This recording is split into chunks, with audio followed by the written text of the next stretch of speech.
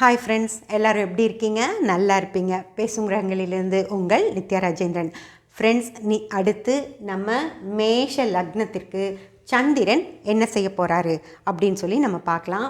முதல்ல சந்திரன் என்ன செய்வார் அப்படின்னு பார்த்தீங்கன்னா, லக்னத்துக்கு 3ஆம் இடத்துல சந்திரன் இருக்கார் ஃப்ரெண்ட்ஸ். அதாவது 3ஆம் இடம் அப்படிங்கிறது சிந்தனை, நல்லா சிந்தித்து செயல்படுற விஷயங்கள் தான் 3ஆம் பாவம். ஓகேங்களா? அந்த 3ஆம் பாவத்தில் மனோகாரகனான சந்திரன் இருக்கார் அப்படிங்கிறது மிக மிக சிறப்பு. புத்தாண்டு வந்ததுக்கப்புறம் முழு புத்தாண்டும் அப்படி இருக்குன்னு சொல்ல முடியாது. ஏன்னா சந்திரன் மாறி போயிடுவார். இந்த மேஷ லக்னத்துக்கு சந்திரன் என்ன செய்வார் அப்படின்னு சொல்லி நம்ம பார்க்கலாம். ஆனால் ஒரு முக்கியமான விஷயம், ஒரு கோச்சார பலன்கள் எடுக்கும்போது, அதாவது பிறப்பு ஜாதகத்தில் சந்திரன் என்ன செய்வார் அப்படிங்கிற விஷயத்தை நம்ம பார்க்க முடியும். ஏன்னா அது மனோகாரகனான சந்திரன் எந்த இடத்துல இருக்காரோ அதன் பொறுத்து அந்த வேலைகளை சந்திரன் செய்வார். ஆனால் இந்த கோச்சாரம் அப்படிங்கிற விஷயத்தில் சந்திரன் 2.25 நாள் மட்டும்தான் இந்த கட்டத்தில் இருப்பார். ஒரு 2.25 நாளுக்கான ஒரு பலன்களை நம்ம சொல்ல முடியாது. அப்படிங்கிறதுனால நம்ம இந்த லக்னத்துக்கு சந்திரன் என்ன செய்வார் அப்படிங்கிறத நம்ம எந்த லக்னத்துக்குமே சந்திரனோட பலன்கள் 2.25 நாள் தான் இருக்கும். அப்படிங்கிறதுனால நம்ம சந்திரனோட பலன்களை எடுக்கவே முடியாது ஃப்ரெண்ட்ஸ். அதனால் நம்ம சந்திரனை விட்டுறலாம். கேதுவுடைய பலன்களை நம்ம எடுக்கலாம். இப்போது கேது, இந்த மேஷ லக்னத்திற்கு கேது என்ன செய்வார் அப்படின்னு பார்த்தீங்கன்னா, 6ஆம் மேஷ லக்னத்திலிருந்து 1, 2, 3, 4, 5, 6 6ஆம் பாவத்தில் இருக்கிற கேது தொழில் அப்படிங்கிற விஷயத்த மிக சிறப்பாக, தொழில் அப்படிங்கிற விஷயத்தில் அவங்க நல்லா சிந்தித்து செயல்படக்கூடியவங்களாக இருப்பாங்க ஃப்ரெண்ட்ஸ். ஏன்னா சிந்தனை திறன் அப்படின்னு சொல்கிறது கேது தான். அதனால் இவங்களுக்கு என்ன மாதிரியான விஷயங்கள் எல்லாம் இருக்கோ அதில் எல்லாமே நல்லா யோசித்து செயல்பட கேது விடுவார் ஃப்ரெண்ட்ஸ். ஓகேங்களா? அது எல்லாமே தான் கேது கொடுக்கும். அந்த கேது எப்படி இருந்துருச்சு அப்படின்னா, அதை பொறுத்து நான் உங்களுக்கு அதுலேயே சொல்லியிருந்தேன், கேது 50% வேலை செய்வார். கேது நின்ற நட்சத்திர அதிபதி 50% வேலை செய்வார். அதனால் கேது எந்த பிரச்சனையும் இல்லை. கேது 6ஆம் பாவத்தில் இருக்குது அப்படின்னாலே இவங்க 6ஆம் பாவத்துடைய எல்லா காரகங்களுமே மிக சிறப்பாக அதாவது சிந்தித்து செயல்படுற நிலைமையில் கேது வச்சுருப்பார். 6ஆம் பாவத்தில் என்ன இருக்குது அப்படின்னு பார்த்திங்கன்னா, தொழில், வேலை, தனக்கு வேலை செய்யக்கூடியவர்கள், அது போக இந்த வீட்டு வாடகை, அந்த விஷயங்களெல்லாம் அதில் தான் வரும். இப்போ இது ஏற்றலாமா, அப்போ தான் யோசிப்பாங்க, இந்த வாடகை எப்படியெல்லாம் ஏற்றலாம் அப்படிங்கிற மாதிரி, அது சரியாக வருமா, இப்படி நம்ம சொன்னால் அந்தளவுக்கு வருமா அப்படிங்கிற விஷயங்களெல்லாம் அப்போ தான் யோசிப்பாங்க. அதே போல் கடன், எப்படி கடனை தீர்த்தரலாமா, இல்லை இன்னி கொஞ்ச நாள் இந்த வட்டி விகிதம் கம்மியாக இருக்குது, இந்த பணத்தை நம்ம வேறு எதுக்காவதெல்லாம் யூஸ் பண்ணலாமா அப்படின்னெல்லாம் யோசிப்பாங்க. அதே போல் நோய் அப்படிங்கிற விஷயமும் 6ஆம் பாவத்தில் தான் இருக்குது.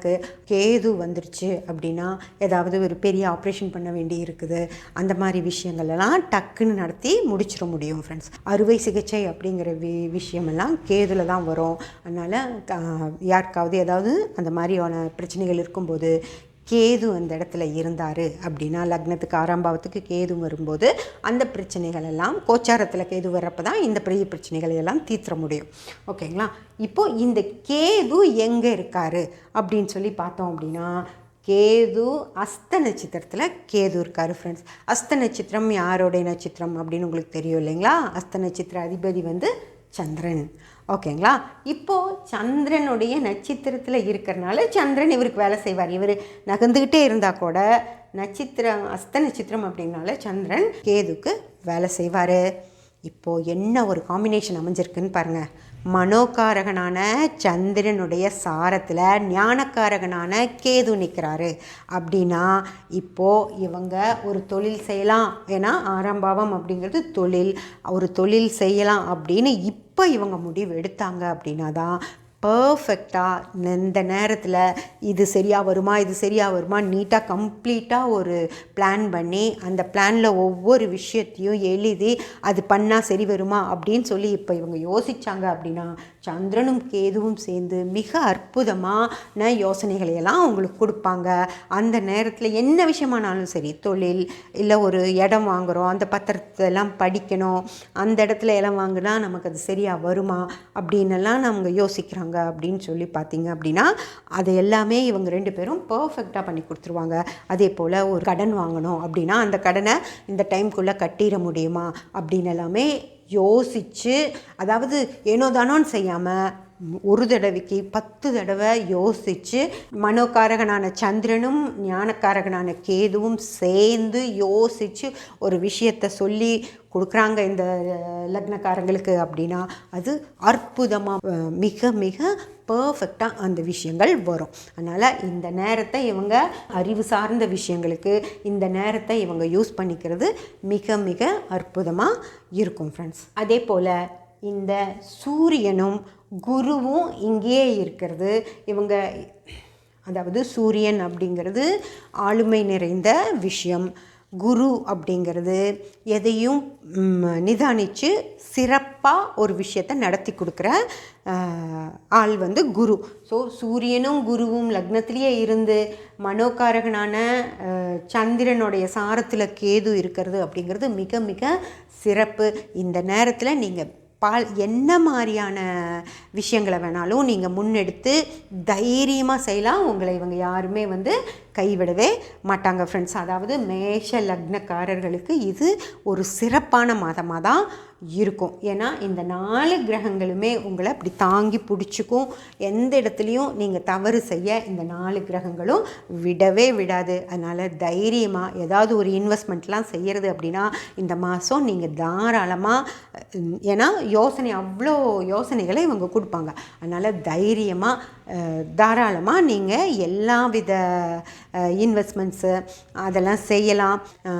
அதாவது இது வரைக்கும் போட்டு வச்சுருந்தீங்களே யோசிக்க முடியாமல் எப்படிடா செய்கிறது அப்படின்னாலும் யோசிக்காமல் வச்சுட்டு இருந்திருப்பீங்களே, சரி அப்புறம் பார்த்துக்கலான்னு அந்த விஷயங்களையெல்லாம் நீங்கள் இப்போ எடுத்து அதாவது தூசி தட்டி யோசனை பண்ணீங்க அப்படின்னா அதெல்லாமே உங்களுக்கு மிக அற்புதமாக பர்ஃபெக்டாக எந்த வித குறைகளும் இல்லாமல் இந்த டைமில் உங்களுக்கு நடந்துடும் ஃப்ரெண்ட்ஸ். ஓகேங்க, அடுத்து நம்ம செவ்வாய் சனி அந்த விஷயங்களையெல்லாம் அடுத்த பதிவில் நம்ம பார்க்கலாம். சப்ஸ்கிரைப் பண்ணி பெல் பட்டன் ப்ரெஸ் பண்ணி வச்சுக்கோங்க. அப்போ தான் நான் போடுற எல்லா பதிவுகளும் உங்களுக்கு கிடைக்கும்.